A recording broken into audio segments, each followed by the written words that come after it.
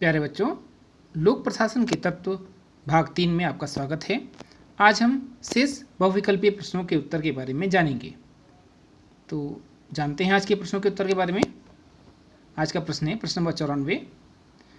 लोक लेखांकन के आवश्यक तत्व हैं। इसका सही उत्तर है लेखों का एकत्रीकरण तथा केंद्रीकरण करना, दोहरी प्रविष्टि पद्धति, निधियों या कोषों का वर्गीकरण करना। प्रश्न नंबर 95। संसदीय लोकतंत्र में वित्त नियंत्रण का एक सशक्त माध्यम है। इसका सही उत्तर है लोक लेखा समिति। प्रश्न नंबर 96। कुशल प्रशासन की समस्या के अंतर्निहित विधिक तत्वों में वित्तीय प्रशासन से अधिक महत्वपूर्ण कोई दूसरा नहीं है। यह कथन किसका है? तो इसका सही उत्तर है बिलोवी। प्रश्न नंबर 97। वित्त प्रशासन का महत्वपूर्ण अंग कौन सा है? इसका सही उत्तर है बजट की संकल्पना। प्रश्न नंबर 98। सर्वप्रथम लेखांकन को लेखा परीक्षण से पृथक करने की व्यवस्था किस देश ने की? इसका सही उत्तर है ब्रिटेन ने। प्रश्न नंबर 99। 1924 में किस समिति ने लेखा परीक्षण से लेखांकन के पृथक्करण की सिफारिश की? तो इसका सही उत्तर है मुडीमेन समिति। प्रश्न नंबर 100। भारत में लोक लेखा समिति की सर्वप्रथम स्थापना कब की गई? तो इसका सही उत्तर है 1924 में। प्रश्न नंबर 101। भारत में योजना आयोग को कब लागू किया गया? इसका सही उत्तर है 1950। और वर्तमान में योजना आयोग अस्तित्व में नहीं है। इसके स्थान में 2015 में नीति आयोग की स्थापना की गई थी। तो ये प्रश्न आ सकता है कि नीति आयोग की स्थापना कब की गई? तो याद रखना है आपने 2015। योजना आयोग का अध्यक्ष कौन होता है?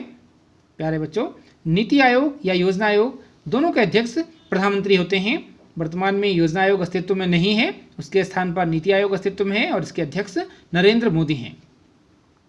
वर्तमान समय में योजना आयोग का उपाध्यक्ष कौन है? तो ये आप सभी जानते हैं कि योजना आयोग इस समय अस्तित्व में नहीं है। प्रश्न नंबर 104। भारत में योजना आयोग का अध्यक्ष कौन है? वर्तमान में भारत के प्रधानमंत्री हैं नरेंद्र मोदी। तो जो नरेंद्र दामोदर दास मोदी हैं भारत के प्रधानमंत्री, वो वर्तमान में नीति आयोग के अध्यक्ष हैं। योजना आयोग अस्तित्व में नहीं है। प्रश्न नंबर 105। राष्ट्रीय विकास परिषद का गठन कब किया गया? तो इसका सही उत्तर है 1952 में। प्रश्न नंबर 106। भारत में बजट पद्धति का संस्थापक कौन था या भारतीय बजट का पिता किसे कहा जाता है? तो इसका सही उत्तर है जेम्स विल्सन। प्रश्न नंबर 107। बजट शब्द का सर्वप्रथम प्रयोग किसने किया? तो इसका सही उत्तर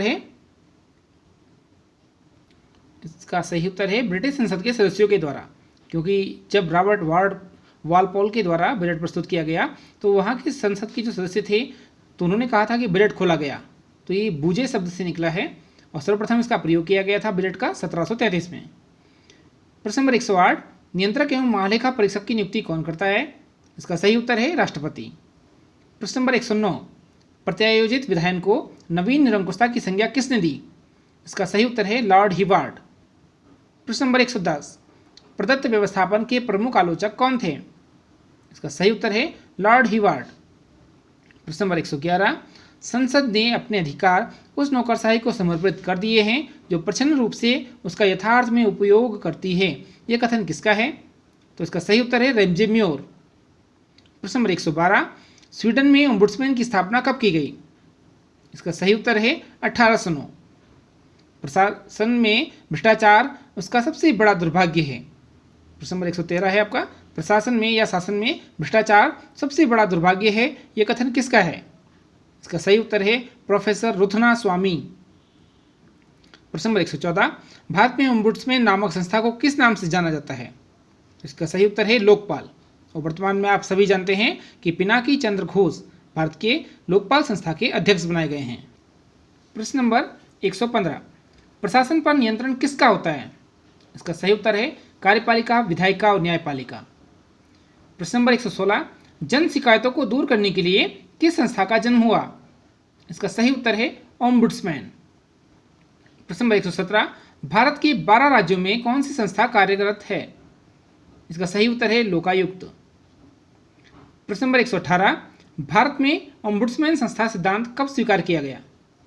इसका सही उत्तर है 1965। प्रश्न नंबर 119। भारत में ई प्रशासन का सर्वश्रेष्ठ उदाहरण है रेलवे आरक्षण। प्रश्न नंबर 120। प्रशासन को जवाबदेह एवं पारदर्शी बनाने के लिए नागरिकों को कौन सा अधिकार प्रदान किया गया है? तो इसका सही उत्तर है सूचना का अधिकार अधिनियम, जो कि 2005 में लागू किया गया था। प्रश्न नंबर 121, भारत में प्रशासन में भ्रष्टाचार को रोकने के लिए किस संस्था का सृजन किया गया? इसका सही उत्तर है लोकपाल एवं लोकायुक्त। प्रश्न नंबर 122, 73वां एवं 74वां संविधान संशोधन किससे संबंधित है? इसका सही उत्तर है पंचायती राज व्यवस्था से। प्रश्न नंबर 123, बलवंत राय मेहता समिति ने पंचायत की कितने स्तरीय व्यवस्था की स्थापना का सुझाव दिया था? तो इसका सही उत्तर है त्रिस्तरीय। प्रश्न नंबर 124, 2 अक्टूबर 1959 को लोकतांत्रिक विकेंद्रीकरण की योजना का प्रारंभ कहाँ से हुआ? तो इसका सही उत्तर है राजस्थान के नागौर से। प्यारे बच्चों, लोक प्रशासन से संबंधित कुछ पुस्तकें भी परीक्षाओं में पूछी जाती हैं, तो आइए जानते हैं कुछ पुस्तकों के नाम। पॉलिसी एंड एडमिनिस्ट्रेशन का लेखक कौन है? Paul H Appleby. The elements of administration का लेखक कौन है? लूथर गुलिक।